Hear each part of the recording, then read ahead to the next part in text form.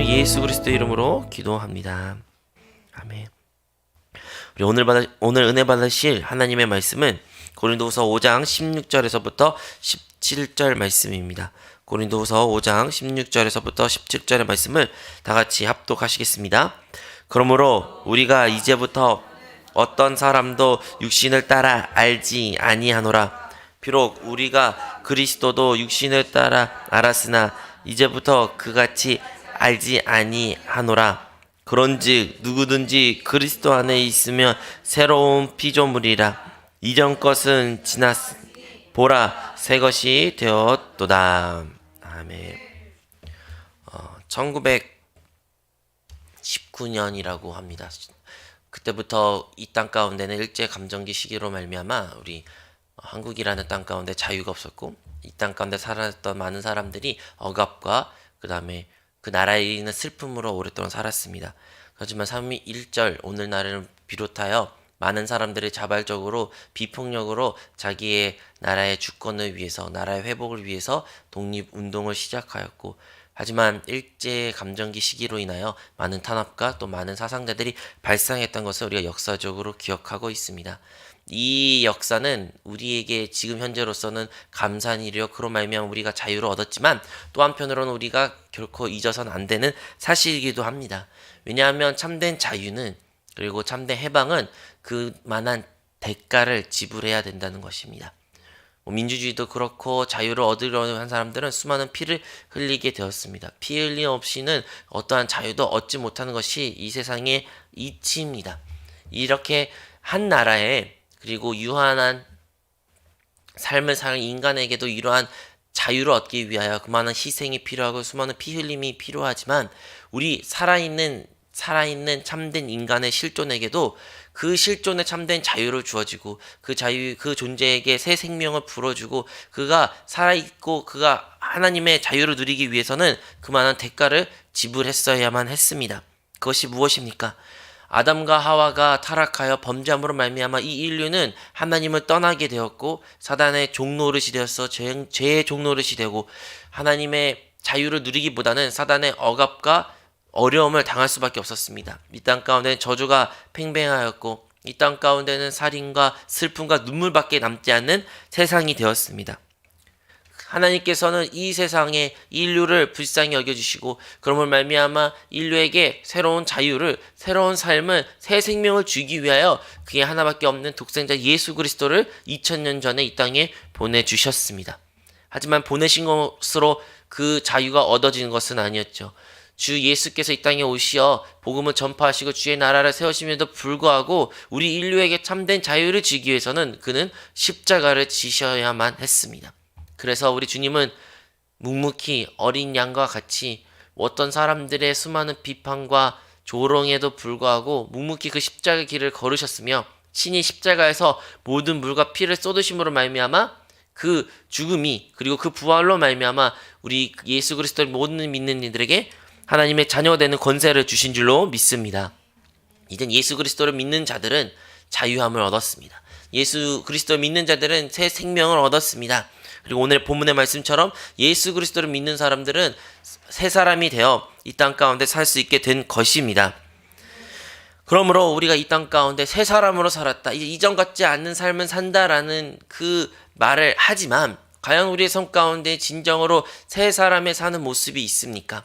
우리가 살고 있는 이 오늘날 우리의 삶의 모습이 과연 주님이 진정으로 원하시는 그 아름답고 회복되고 자유를 누리는 그 새 사람의 모습, 새 피조물의 모습입니까? 아니면 이전에 살았던 그 방식과 그대로 그 억압과 눌림 가운데 살아가는 인생입니까? 우리는 다시 한번 올바른 우리의 자화상을 회복하여 주님이 원하시는 참된 모습으로 살아가야 될 줄로 믿습니다. 첫 번째, 주님께서 십자가에서 그 피와 물을 쏟으심으로 말미암아 죽음과 부활과 승천을 통해 우리에게 회복하신 첫 번째 모습은 바로 주님의 용서와 의의 옷을 입혀준 모습입니다. 모든 사람들은 이렇게 의복을 입고 생활하고 있습니다. 의복을 올바로 입을 때 비로소 온전한 자기의 삶을 살 수 있게 된 것입니다. 사람이 온전한 의복을 입지 못하면 아마도 부끄러움과 수치로 말미암아 어디도 당당하게 돌아다니지 못할 것입니다. 마찬가지로 우리가 하나님 앞에 쓸 때 우리가 하나님 앞에 어떠한 모습을 쓰게 될까요? 다양한 모습이 있겠죠. 우리가 나는 하나님 앞에 쓸 때 과연 내가 하나님을 찬양할 것이냐, 아니면 내가 주님 앞에 너무 영광에 눌려 이렇게 경배한 모습을 할 것이냐, 아니면 춤출 것이냐, 다양한 표현을 여러분들이 생각할 수도 있지만, 우리가 주님 앞에 쓸 때 그렇게 당당하게 혹은 그렇게 주님을 찬양하며 행복을 누리기 위해서는 우리에게는 올바른 의복이 필요한 것입니다. 그것이 바로 예수 그리스도가 우리의 의복이 되시고 주님의 의가 우리가 주심으로 말미암아 우리가 주님 앞에 설 수 있다는 것을 기억해야 되는 것입니다.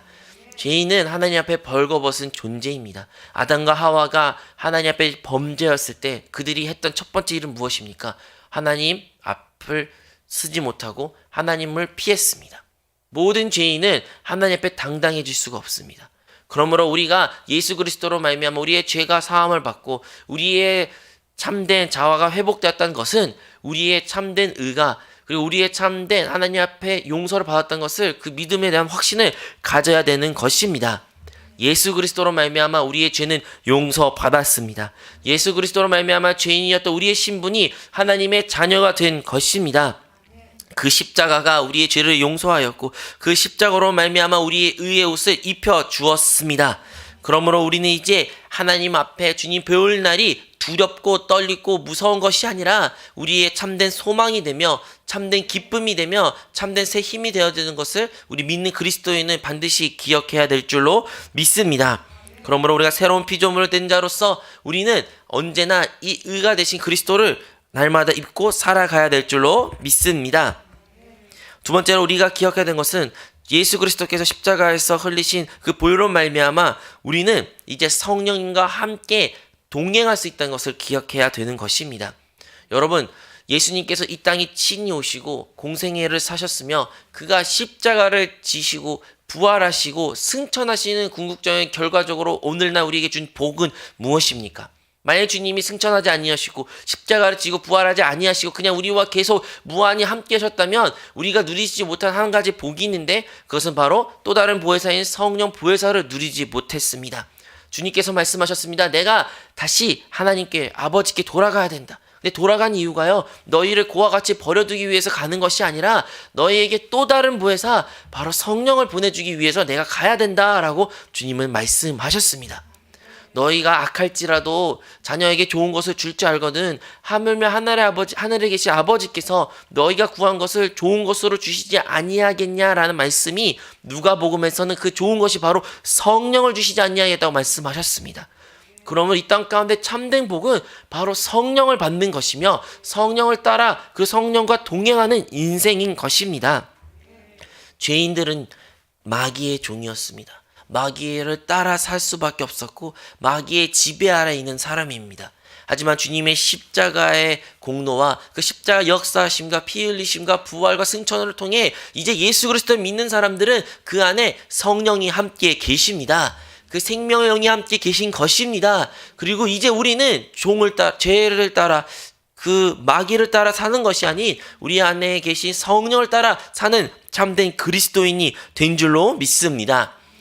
우리 성령은 또 다른 보혜사 파레클레토스라는 단어로 사용되었는데요. 우리의 변호사 같은 사람입니다. 우리의 삶을 변호해 주시고 대변해 주시고 우리의 삶을 인도해 주시는 분이라는 것입니다.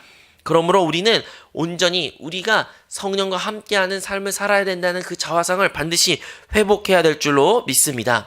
여러분 자신은 어떻게 바라보십니까? 이 세상을 살아갈 때 쉽지 않지요. 많은 어려움과 역경이 있습니다. 환경적인 어려움이 있을 수도 있고요. 아니면 재정적으로 어려울 수도 있고요. 인간적 관계의 문제 있을 수도 있고 자녀, 부모 모든 문제들이 우리 삶 가운데 팽팽히 많이 있습니다. 그 문제를 바라볼 때 어떠한 감정을 드십니까? 두렵고 떨리고 내가 과연 이 문제를 해결할 수 있을까? 내가 과연 이 질병에서부터 치유를 받을 수 있을까? 나는 과연 이것을 잘 극복할 수 있을까? 이런저런 다양한 생각이 우리 안에 가운데 팽팽합니다. 하지만 여러분, 우리는 우리 안에 성령이 계신다는 것을 고백은 하지만 여러분은 진정 그것을 고백으로 끝난 것이 아니라 믿음으로 살고 계십니까?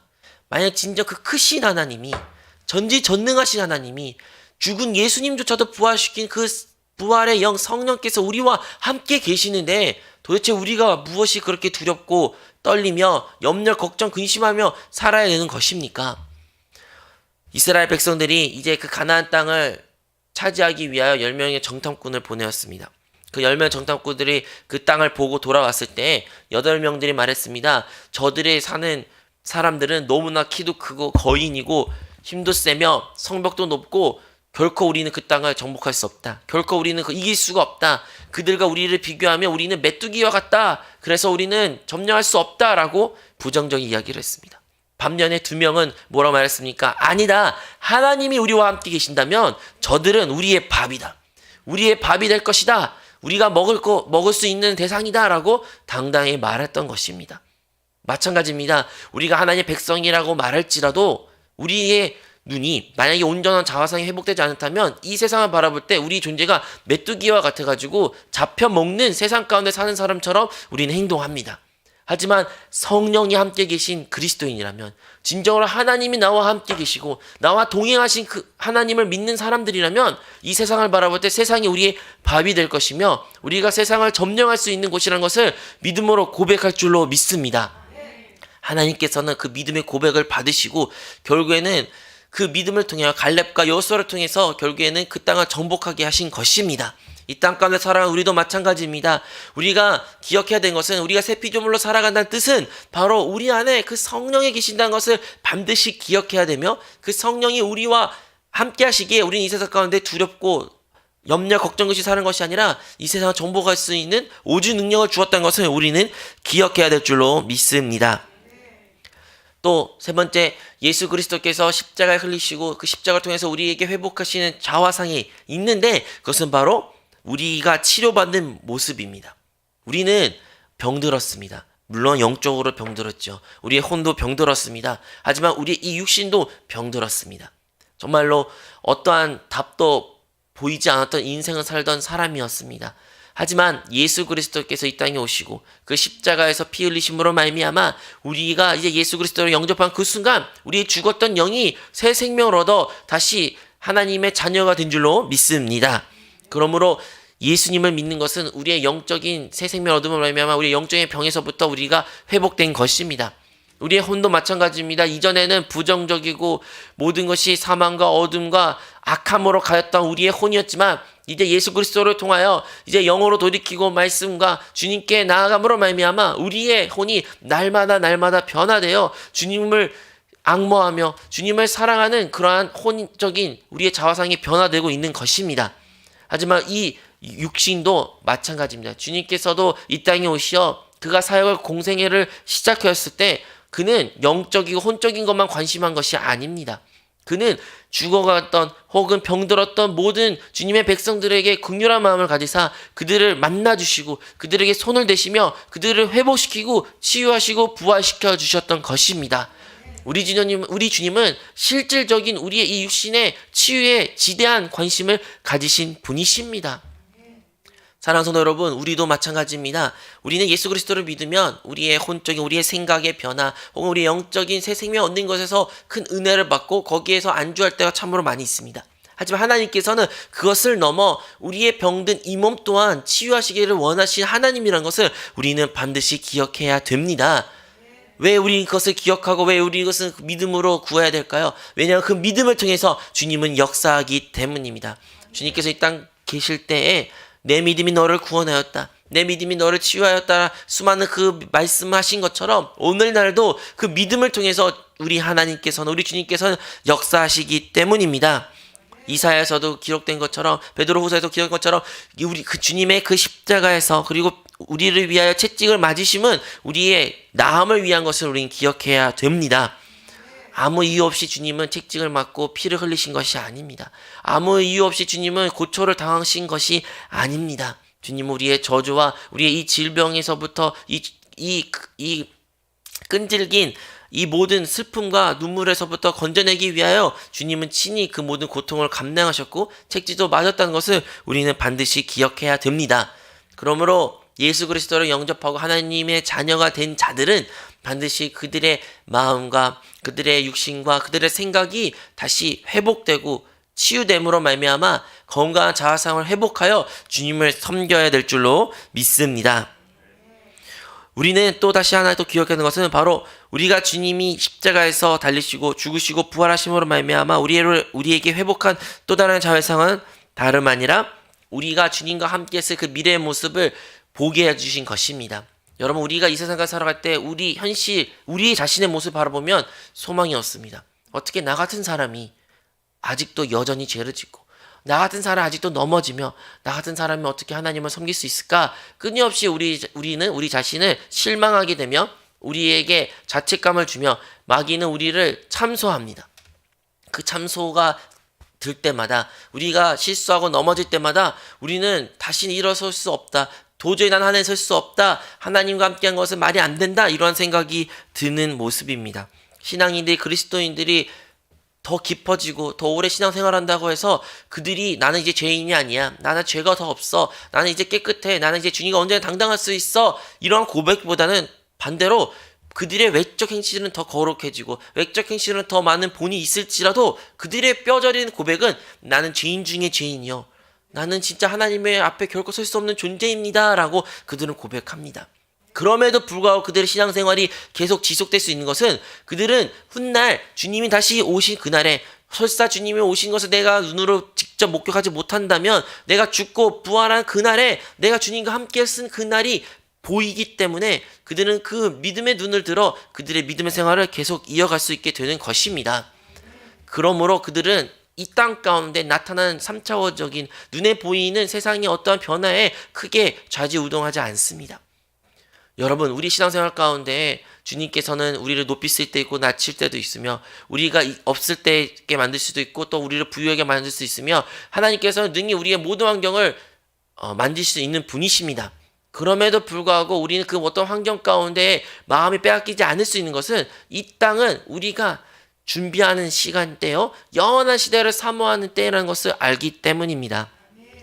사도 바울도 말하죠. 이 땅이 우리가 마치 경주하는 사람과 같다고요.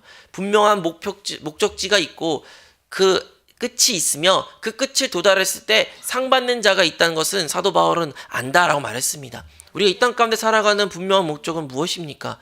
이 땅 가운데 돈을 많이 벌고 나의 집을 많이 세우며 나의 자식들이 잘 되는 것을 보기 위해서 사는 인생입니까? 아니면 나의 이 생이 끝이 아니기에 내가 생이 끝날 때 주님을 다시 메울 때 주님이 나에게 착하고 충성된 종아 나에게 면류관 주신 것을 사모하며 살아가는 인생이십니까? 우리의 인생은 참된 영원한 것을 바라봐야 되는 그 인생의 목적을 가지고 살아야 되는 존재인 줄로 믿습니다. 그러므로 예수 그리스도 안에서 새로운 피조물 된 자들은 그 영원한 참된 목적을 알고 그 목적을 가지고 살아가는 그리스도인들입니다.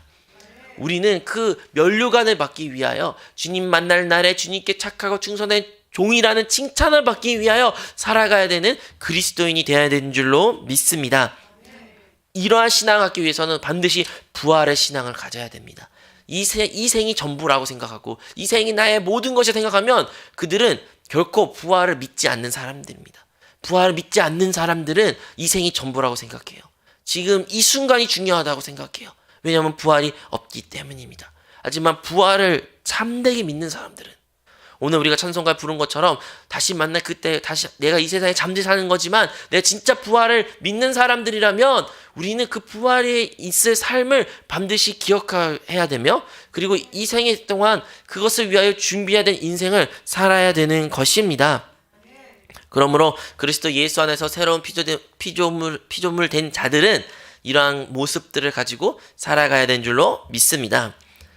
말씀을 요약하고 마치도록 하겠습니다. 첫 번째 무엇입니까? 우리는 예수 그리스도로 말미암아 이제 의의 옷을 입으로 말미암아 주님 앞에 당당히 쓸 수 있게 된 것입니다. 죄인이었을 때는 주님 앞에 쓸 수 없었지만 이제 예수 그리스도로 말미암아 그 의로 말미암아 우리는 하나님 앞에 쓰게 될 것이며 하나님의 자녀가 된 줄로 믿습니다. 두 번째로 우리는 언제나 이 땅 가운데 보혜사 성령과 함께 살아야 되는 것을 기억해야 됩니다. 이 세상을 두려워할 필요 없습니다. 이 세상의 시험과 역경과 문제가 아무리 클지라도 사망이 나를 엉켜삼킬지라도 우린 두려워할 필요 없습니다. 왜냐하면 주께서 우리와 함께 계시기 때문입니다. 그 보혜사 성령이 우리 안에 계시기 때문입니다. 새로운 피조물들에게는 이제 우리의 죽었던 영과 혼과 몸의 회복이 있다는 것을 믿어야 됩니다. 우리는 이제 영적으로 다시 살아났으며 우리의 혼은 나날이 변화될 것이며 우리의 육신은 그리스도 예수 안에서 회복될 줄로 믿습니다. 왜냐하면 그리스도가 십자가에서 그리고 그 채찍을 맞으심으로 말미암아 우리에게 나음을 주셨다는 약속의 말씀이 있기 때문인 것입니다. 마지막으로 이렇게 된 것은 바로 주님의 만날 그 배운 날을 그 부활의 신앙을 회복해야 되는 것입니다. 우리는 부활의 신앙을 믿는 자들이요 영원한 주님의 나라를 사모한 자들이요 그 면류관과 그 칭찬을 받기 위하여 이 땅 가운데 살아가는 그리스도인 줄로 믿습니다. 그러하기 위해서는 언제나 성령 충만을 사모해야 되며 성령을 따라 살아야 되며 영원에 거해야 되는 그리스도인이 되어야 되는 줄로 믿습니다. 사랑이 많으신 하나님 아버지, 우리는 종교를 믿지 않습니다. 우리는 참된 실제 되신 그 성령을 통하여 그리스도를 믿는 자임을 고백합니다. 이제 그리스도인으로서 새로운 피조물 된 자로서 주님께서 우리의 원하신 그 삶의 모습을 회복시켜 주시옵소서. 예수님의 십자가의 피로 말미암아 우리의 모든 자화상을 회복해 주심에 감사드립니다. 이제 언제나 성령과 동행하는 우리 모든 성도들이 되게 하여 주시옵소서. 우리 주 예수 그리스도 이름으로 기도드립니다. 하늘에 계신 우리 아버지여, 이름이 거룩히 여김을 받으시오며 나라가 임하시오며 뜻이 하늘에서 이루어진 것 같이 땅에서도 이루어지리라. 오늘 우리에게 일용할 양식을 주시옵고 우리가 우리에게 죄 지은 자를 사하여 준 것 같이 우리 죄를 사하여 주시옵고 우리를 시험에 들게 하지 마시옵고 다만 악에서 구하시옵소서. 나라와 권세와 영광이 아버지께 영원히 있사옵나이다. 아멘. 할렐루야.